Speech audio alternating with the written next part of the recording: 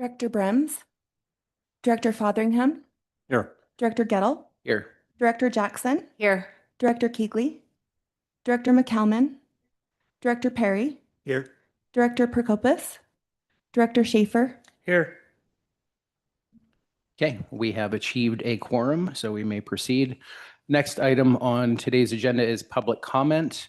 I do understand we have some folks who might want to give public comment on an item that is later in this meeting regarding the 401k contribution. So welcome to comment now if you would like to, or if you want to wait until that agenda item, we are planning to open that to public comment once we get to that agenda item 11. So all of that said, if there's anyone who would like to give public comment now, please do.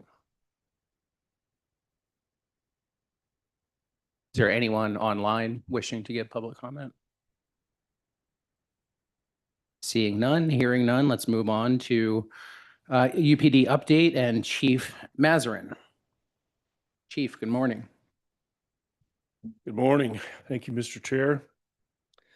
It's good to have everybody back. Welcome in this nice weathery day. Appreciate everybody that's present and those online that are watching the meeting. Just want to remind our staff, the mayors have an event today. So we need to have a hard stop time of about 10:30. So we'll move along quickly to respect that deadline. Couple quick updates. Some of you are aware we have a presentation that we affectionately call UPD 101 because it's the basics of the department, what we're doing, finances, operations, an opportunity for you to ask any questions. We've held some of those meetings with some of your cities, especially your newly elected officials. And those have been really productive meetings. We're going to continue to schedule those, so watch for those if you haven't had one yet. There's some that are scheduled, but there's still others that we need to schedule with, so watch for that. January 28th, I had the privilege of swearing in some new SWAT medics, so we're excited to have that addition to the team. They're an important life-saving component of that. And along with that, on March 2nd, we're going to have a swearing-in ceremony for 5 officers, along with 2 promotions. You are all invited to attend that, as always, and we'd love to see you there if you can make it. And that will be here at Mill Creek. I think, where's that? Is that here or upstairs? It's here in the council chambers. Great, it'll be here. We have 2 new canines. As you remember, we had a retirement last month, and there's 2 new canines that are being trained, and the canine handlers are having a competition to see who gets certified first. So we should have some new dogs in your communities here pretty soon. Our lobbyist, Heather Anderson, has worked very hard this session. It's been a very interesting session. We've been engaged in that pretty closely. And Heather's done a really good job on behalf of the Unified Police Department, and I appreciate her work. I talk to her multiple times a day, especially right now. The session will end, as you know, next month. If any of you have any questions or any lobby issues that you're concerned about, Heather is always available for a call, and I can get you her information if you need it. But she does a great job. She's really saved us a few times from some legislation that was not favorable. So, like I said, if you need anything from her, she's completely available. I want to notify you that one of our victim advocates, Carmen Contreras, she's been a victim advocate for us for a long time. She was just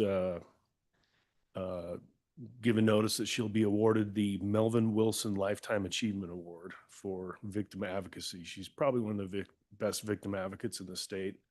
All of our victim advocates are incredible, but she's got a huge history of advocacy for people that are victims of crimes, and they're going to recognize her at their 38th annual Crime Victims Conference. So we're lucky to have Carmen. We want to congratulate her on that. So my final item, as we move along very quickly, I wanted to have Chief Andrew Weirden come up here. He's our representative on the VEC Board of Trustees.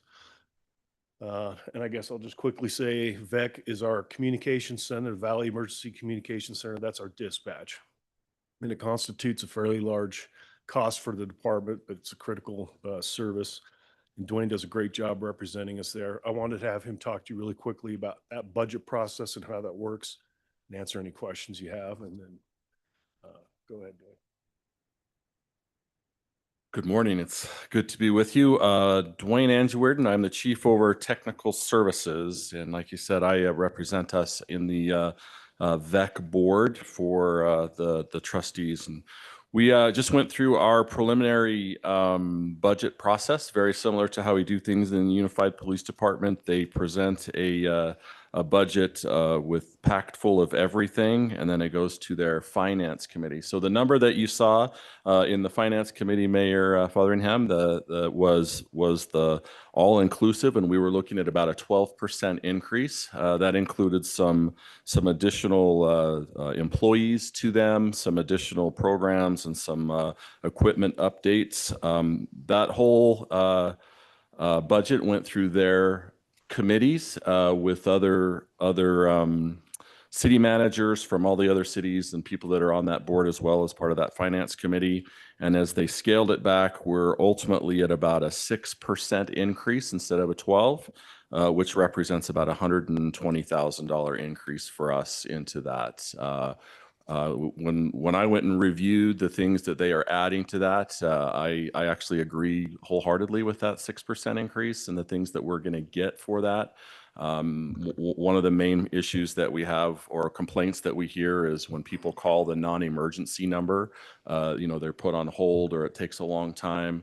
There's an AI software that we're going to put into there at VEC where it's going to help streamline and be able to move calls through more quickly. That's a pretty good investment for us in the future on that, and that's included in the 6% budget. So we're trying to clean that up, and they're doing a good job of scaling some of that stuff back. So did that answer your question as far as what you were looking for, Mayor? Yeah, I mean, 6% being more equivalent to our own initial take on our increase seemed certainly a lot more regional. 12 seemed to be needed to have more narrative. Sure, for sure. I wasn't there yet, so I was waiting to hear that. But now that we're back at 6%, that's more in line with our own initial budget ask. And so yeah, I was pleased to see because I saw that VEC budget come out and I saw that it was 6%. So I was happy that that's now in sync with what the current ask is for UPD.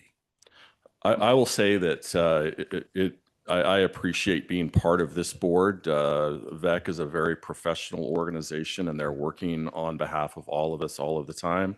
Part of their budget comes from 911 funds, and part of their budget comes from assessments from the different members. And so we're always trying to balance the public safety aspect over there with obviously the cost savings so that we can keep things in practice. So I think again, very professional organization, and it's my privilege to be part of that. So the initial 12% was a placeholder with some greater expectation that then got whittled down, or yes. So they're trying to do some fundamental changes out there with increasing staffing and increasing some of their programs, and we mostly kind of push that out over a several year instead of all at once. Basically, is what we're trying to accomplish there.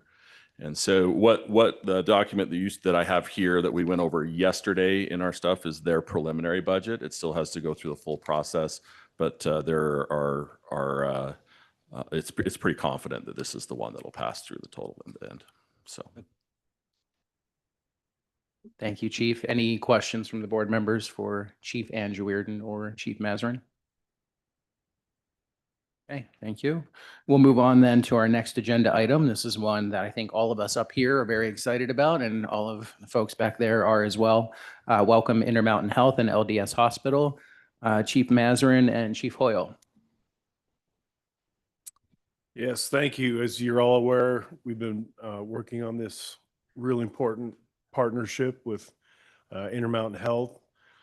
You may ask, why does a hospital need law enforcement services? There's a lot that's going on at hospitals.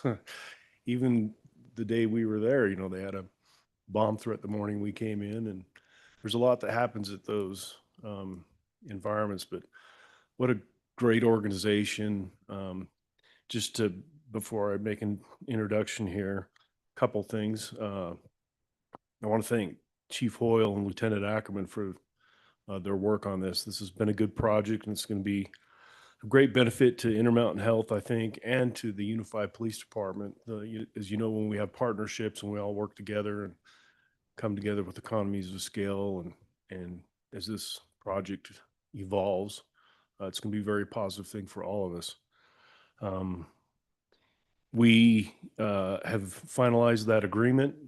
We met last week and interviewed some officers that will be assigned full-time and paid for by Intermountain Health to work at the hospital. So this is a pilot project that we're going to develop, and it's kind of real exciting, creative time to see how that works in that environment. The hospital is like a small city. There's a lot happening there, and there's a lot of incredible people on their staff that care about folks and are working really hard to save lives. And it's always interesting to me.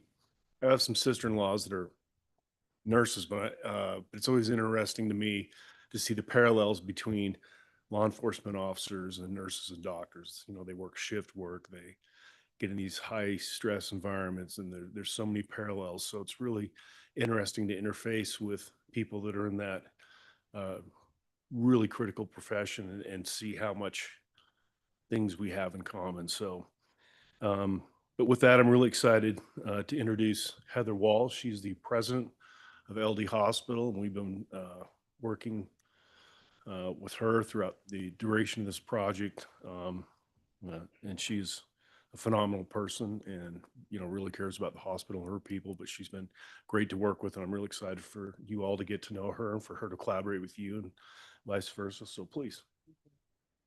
Good morning. My name is Heather Wall. I am the president of LDS Hospital. It is lovely to meet all of you. This collaboration and partnership for us is critical to assuring the safety and security of our team members. We're really looking forward to what this brings to our care team and to just how safe and secure they feel as they work within the walls of the hospital, in our emergency department, in our 60+ bed behavioral health unit. So this is going to be something that for us is extraordinary. I'm also very much looking forward to getting to know each one of you. So very much appreciate that you would consider this collaboration and let us be a part of this dialogue. So thank you. Thank you, Heather. Any questions or comments from the board members?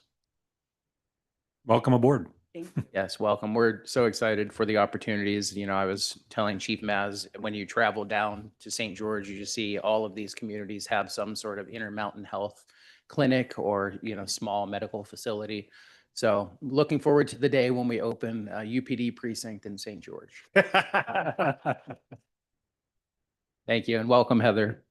We'll move on. Mayor, if I may, sorry, real quick, just so you know, March 8th is the start date of those officers. So we're working on building this program out, but it will officially start March 8th. Thank you.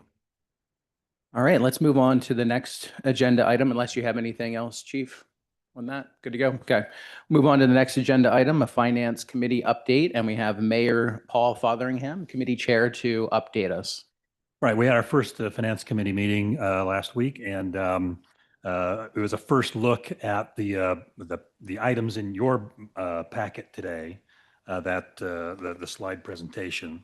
And so I won't certainly go over each of these slides, so you've had an opportunity to review the packet, but the highlights would include an initial 6% overall increase ask at this point. That included some placeholders that have now been sharpened up a little bit. The initial VEC placeholder was the 12%, but now it's been whittled down to 6%. And that was one of the questions we had in the Finance Committee meeting, is why does that is higher than kind of inflation and or regular public safety increases? What's the ask there? But fortunately now we've heard that that's been whittled in half to a more what I feel is a more reasonable ask. Also includes a placeholder of 15% increase in health insurance. Those numbers will come in the next month, I believe. Is that correct? Yes, I reached out to GBS just a couple of days ago, and they think they can have me some numbers within the next 2 weeks. Right. I doubt that, of course, I have doubts that will get cut in half as well, similar to VEC, because health insurance is a different animal. Perhaps Lisa can, but yeah, there are a lot of moving parts there, I expect. But the placeholder has been is in there at 15%, and hopefully it'll come in a little less. But the current 6% overall increase includes that number. The COLA ask is 2.5%. The CapEx ask is 662,000. That includes a new SWAT vehicle, which is the large item in the 662. But otherwise, I mean, I'm new to the board, but my initial impression, but I don't have a whole lot of historical context, it seems like a modest ask. The other item that we'll be exploring further is a fee schedule update. And so we just got some initial introductory information at the Finance Committee meeting. I expect our next meeting will flesh that out a little bit. Debbie, anything else we need to highlight?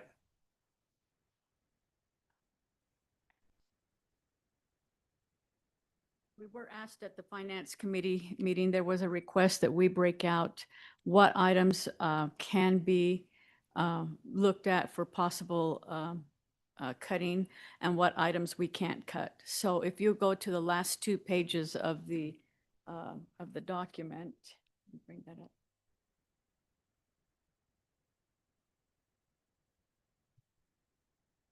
Or the last 3 pages, I guess. So we've got the one that we've got what the items that we can't change, and that is we did add a civilian position. This was the New Information Technology Associate Director position. That was approved by the board in January. We've hired, that position's been filled. So that's included in here, and so that can't be changed. The grant positions, those are funded by grants, and so there's a net zero effect to the budget on that. We do have a placeholder to convert a part-time forensics analyst to a full-time position, but Midvale will be picking up half of those wages and the full benefits for that. So that doesn't impact the shared services budget. Midvale can, if they don't want to fund that, we'll leave it at part-time. If they do want to fund it, then it would be Midvale who would be funding it directly. The Utah retirement rates, obviously, we can't change. Those are given to us. Health insurance rate, right now, as Mayor Fotheringham said, we've got a 15% placeholder in there. We're really hoping that'll come down, but we just got to wait to see what that figure will be. The VEC contract, we just discovered is down, so that will be changed. And then, of course, one of the capital expenditures was $250,000 for the remaining balance on the sprinklers at the logistics building. That's already been done, so we need to make that payment. There's no way to get out of that one. The items that can be changed, can be considered and looked at further. We do have a placeholder for a full-time, for one full-time and one part-time background investigator in the HR department. The total cost on that is about $167,000. We have a placeholder for 2 full-time training officers in the training department. That's a total cost of $360,800. And then we have a placeholder for 1 full-time investigations car officer in the SVU, CVU department for a total cost of $180,400. And I've told that is a crash analysis and reconstruction position officer. So we do have the 2.5% cost of living increase projected in here. I did put in there whatever, if we reduced it by 0.5%, what that savings would be at each level. So that's something to consider. We also do have in there the civilian market study pay adjustment, and the impact is $111,000. It can be considered, but I would strongly recommend that remain in the budget, but it is something that can be considered. And then, of course, the remaining $412,000 in the capital expenditures, and that's the $10,000 in the firearms, $50,000 for the forensics lab, $250,000 for the MSV vehicle, and then $50,000 for the replacement of large drones, $10,000 for a portable bathroom trailer, and $42,000 for a travel trailer for the negotiations. Also on these capital items, they can be funded with fund balance. So once we get the PBIM from the board, then we know what we need to work towards on this budget. And then I can start projecting what we think the fund balance will be at the end of the year, and to see if we've got enough money to fund these capital projects. So that's something else to consider where the capital projects are concerned. Also, moving forward, I'll be looking at that fund balance. We are very cognizant of the fund balance concerned in Slovisa, so we'll be looking at this budget to try and address that. And then, again, the budget items that we can change. And then we just need some guidance from the board as where they would like the PBIM to be. You've got the budget there in front of you. As Mayor Fotheringham pointed out, we are looking at 6% right now, overall. Let's see, if you have, I mean, I don't, what kind of questions do you have to maybe get some guidance as to where you would like the PBIM to be, the rate to be? Do you have any questions?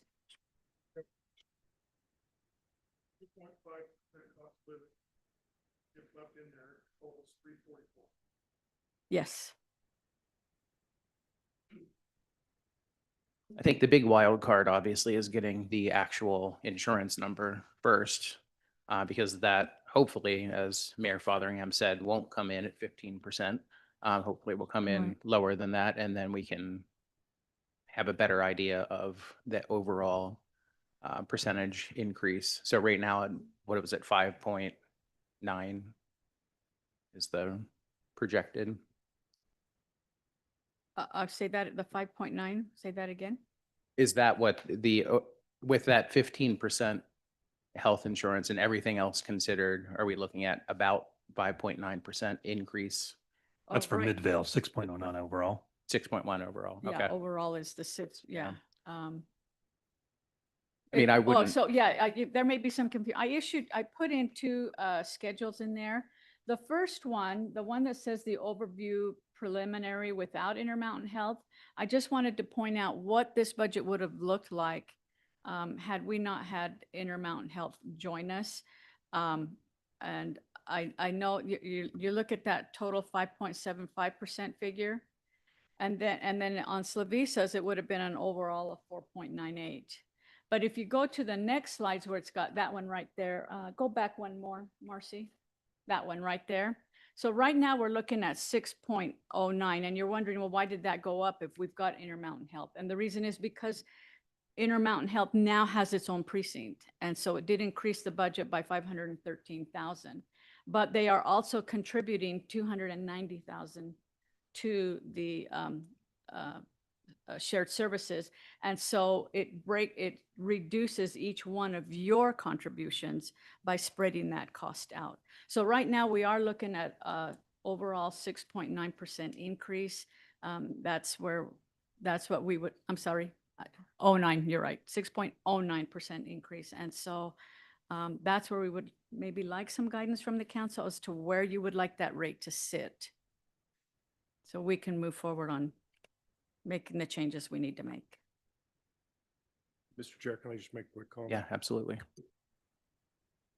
And I just want to, again, having done this, this department-wide level now for getting close to a decade, where we're at, this is just, we are at the starting gate of the budget. There's, we used to do this months from now, but in order to help everyone's budget, we're trying to do it as early as possible, but it creates so many unknowns as you can all clearly see. So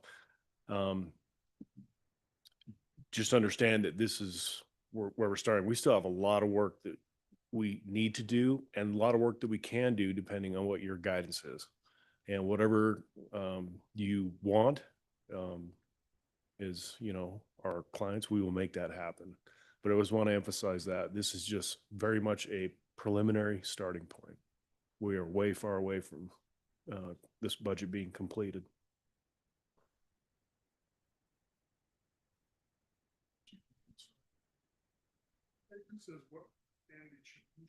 Yeah. Yes.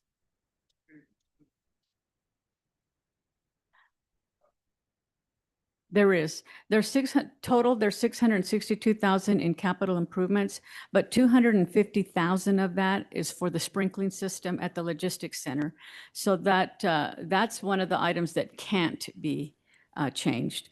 So the remaining 442 are the 442 are the remaining capital items that are up for consideration or can be paid for. And actually, so can the sprinkling system be paid for out of fund balance if we've got enough at the end of the year to fund those. Okay. Also, I put in there the fee schedule.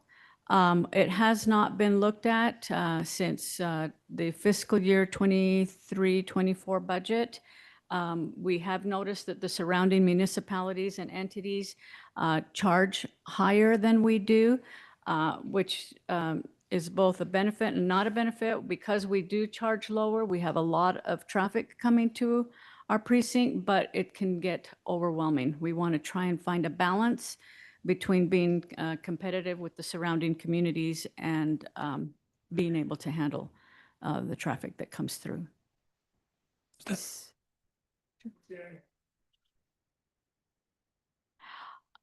I don't have that figure, but I will get that for you by the end of the day. We did project a $100,000 increase in revenues overall, and that's just from interest alone. We kept expecting the interest to fall. It hasn't, but we still feel comfortable that even if it does this year, we can still recognize those that $100,000 increase. Debbie, if you don't mind, can you describe briefly the process we'll go through to review the fee increases? Because I understand, like in Holiday, we just did that ourselves, but there's so much dependent on the statute that requires it's a cost recovery only, that we then had to do a cost study and what does it cost to execute these processes? And so we hired an outside consultant who went through that. Would you foresee that being similar, or do you foresee the process being a little more? More shoot from the hip? internal, yeah, it would be more internal. I don't think that we planned on hiring outside. If we do, then we would probably not look at that this year, because that would take, we would need to go out and hire someone that would come in. could We probably feel go out to the confident we bidding could do it in a way that is within the statutory requirement to be a cost recovery sort of process. That's what as we have opposed to- done in the past. It's always been that. And so, yes, I do. Unless you feel that we need to go that direction, we would come back with you and let you know the process that we went through and how much it would cost. And then, I'm cool with doing it in-house.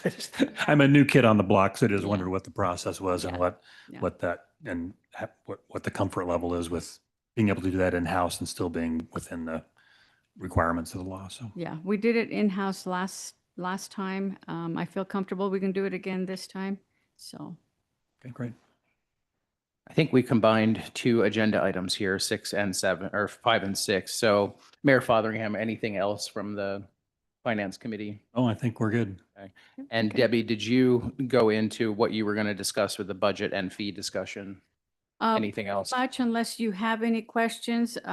If you want to go over any more of the slides I know that we're short on time, so I'm trying to, keep it going. But I do really, we need some guidance on what that PBIM would be. And I guess I need to know from you, what questions do you have in order to get to that point where you feel comfortable giving us a rate?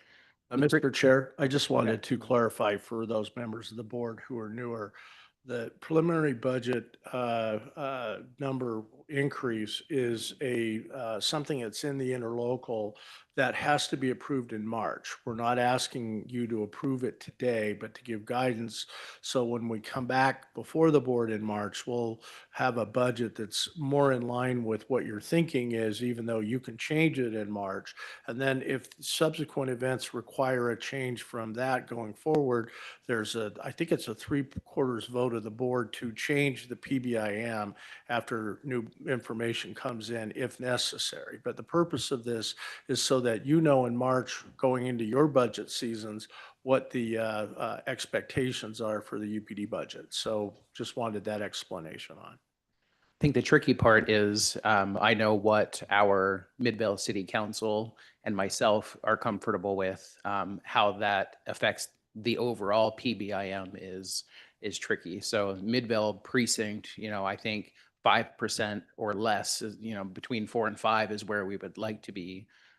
So however that impacts the overall budget. I would think if it's 6.09 total and Midvale is at 5.9, I mean, I know it's not a reduce overall by 1% and Midvale will be magically down there, but that's, I think our comfort level is between 4 and 5 for Midvale precinct. Okay. One thing I'd say is I recently went out to the new logistics center and had a tour, and I mentioned this in finance committee. But I'd encourage, if you haven't been out to the new logistics center, to go take a look. It's what's impressive about it is just how well our organization is really bootstrapping that facility. As you'll recall, we went through a forced divorce thing, and we don't need to dwell on the pain of that. But that had its consequences, and so having to move out of the other emergency center that we were sharing with the county to now have this new facility that we've acquired the property on the cheap, and we're building it out in a manner that we're really bootstrapping that. I mean, our UPD officers are really using a lot of their own elbow grease to build out their own resource there, and it's impressive how that's coming about. And it does take some capital spending to make that happen, but I think the care with which that's being put together to not be exorbitant. I mean, the one big conference room out there they put together using a lot of surplus purchasing of tables and chairs and AV equipment, and it looks like a several $1 million room they put together for $250,000, and so those sorts of efforts to save our communities money, I think I was very impressed with that, and I'd encourage you to go out and visit that center and kind of look at how that's being put together, and you'll appreciate the efforts being put together by our officers out there to make it happen in a manner that's not expensive. It's actually it's super impressive. Given that, I haven't talked to my city manager yet. I've given her this packet.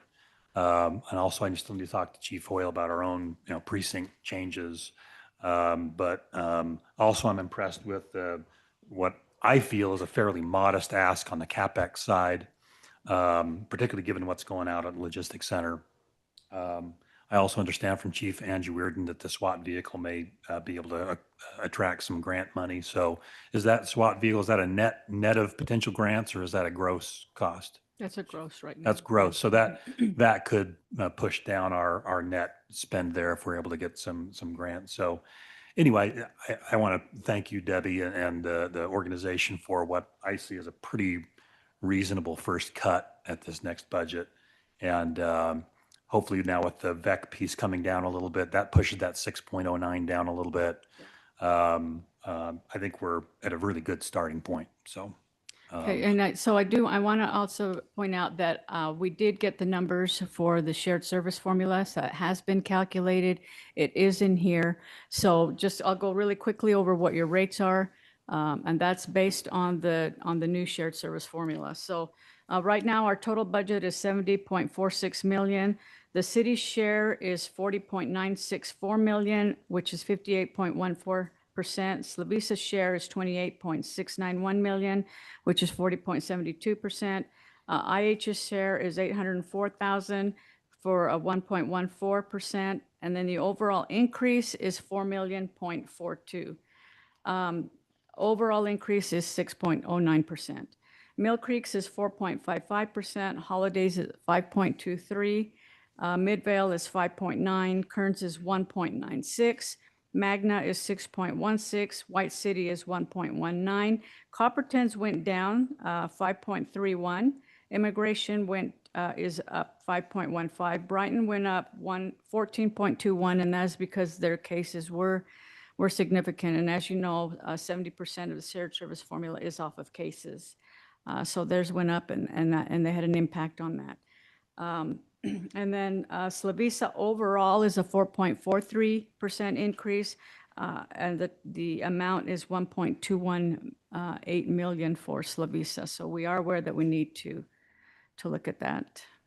You say the new formula, does that just mean the addition of Intermountain Health? No, yes, it does include that, but it means that I got the case numbers I Oh, got gotcha. the property valuations from the county and the Formula's not changed, just the population. variables within the formula Right, are right, known now. right, Okay, right. gotcha. So 70% of that is cases, 20% of that is population, and 10% of that is property valuation. Yes. Yeah, no, it doesn't include the reduction of this 6% of VEC. So we've got that savings that we can now put in there. Any Okay. other questions? Okay. Do you Okay. have enough direction for now? It does say action requested direction from board. Any specific direction that you want me to go? You want me to try and look at the 4 point, oh, go ahead, Steve.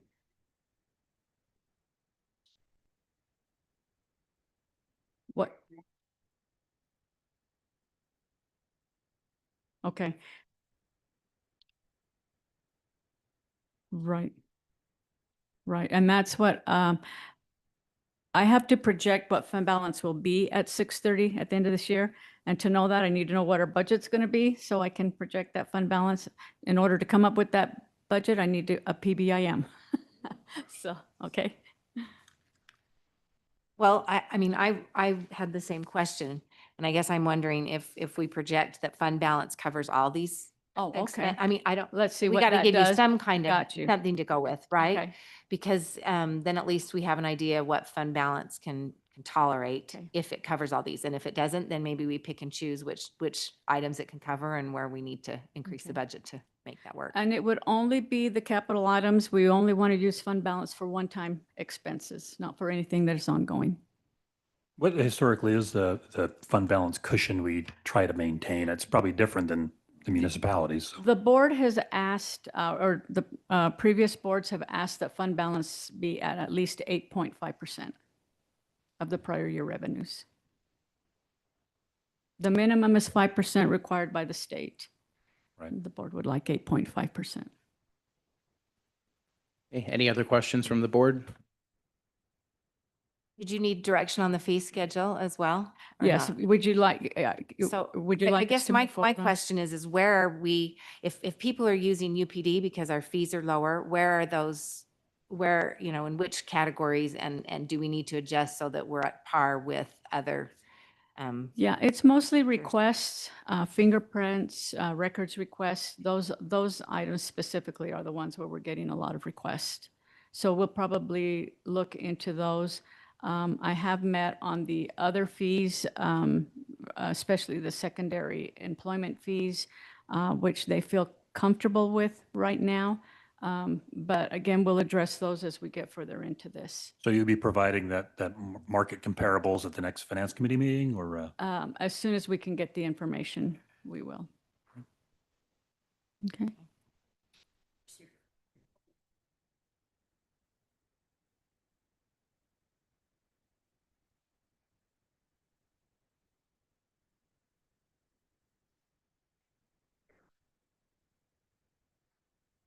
Right.